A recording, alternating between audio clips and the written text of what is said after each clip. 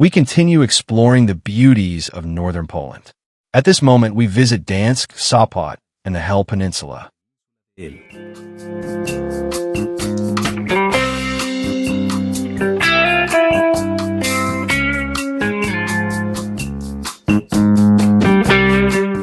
get there, I started from Gdańsk, a city full of history, and traveled just over 2 hours by train to this destination.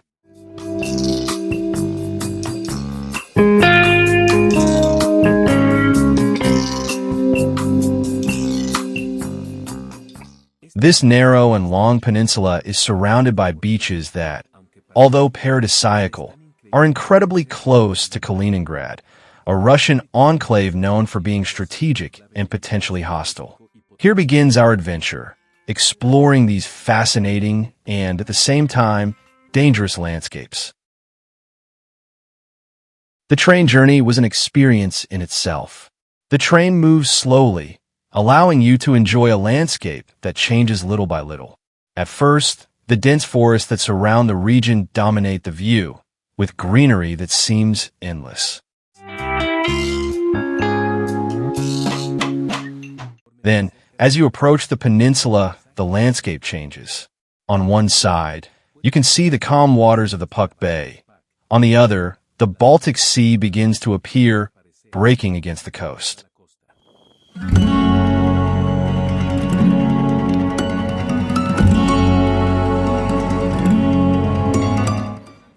The fresh and salty air is felt even inside the train, announcing that you're arriving at a unique place.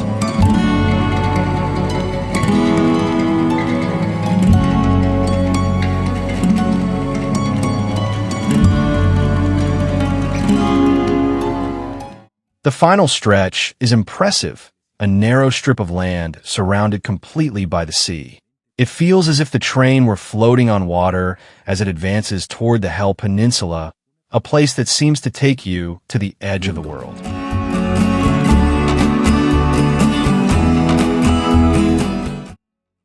The journey is not just a trip. It is a perfect introduction to the duality of this region, wild beauty and a historical and geopolitical context that you cannot ignore.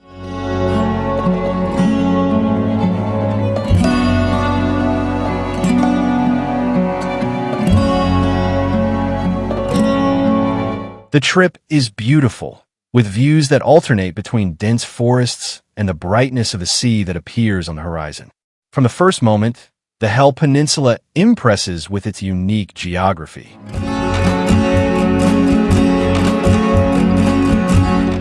It's a place that seems taken from a fairy tale, but holds stories and tensions that go far beyond its quiet appeal.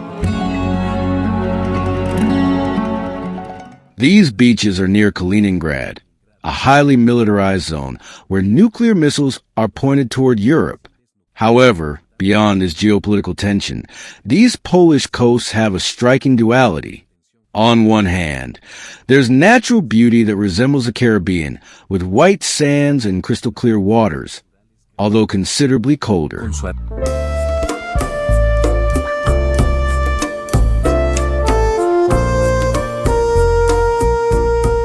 On the other hand, there's the contrast of urban areas, which are much more developed.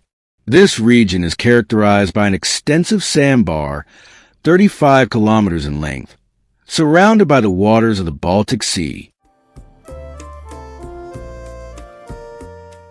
This sandbar forms the Puck Bay and is a paradise of fine sand and crystal clear waters that attracts both tourists and locals during the long summer days, when the sun doesn't set until well past 9 o'clock at night. The curious thing is that this peninsula has a very variable width, ranging from 300 meters at its widest to only 100 meters at its narrowest.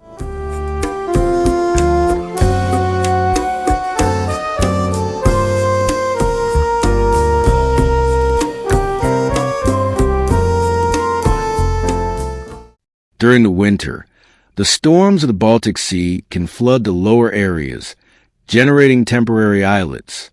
Until the 17th century, this area was not a peninsula itself, but a series of islets that only during the summer were joined to form a continuous strip of sand. The geopolitical context adds a layer of tension to these idyllic beaches.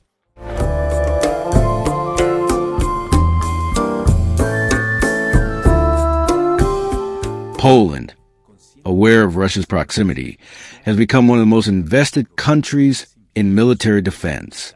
With plans to allocate more than 4% of its GDP to defense, Poland is building what could be Europe's strongest army in a few years, surpassing powers such as France or Germany.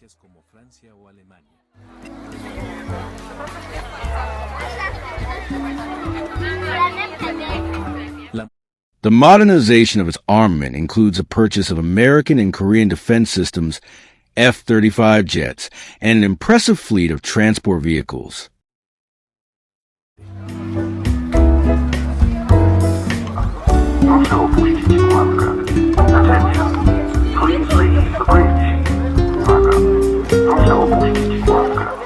The reinforcement of its army is justified by the growing tension with Russia, which has increased its military presence near the Polish border.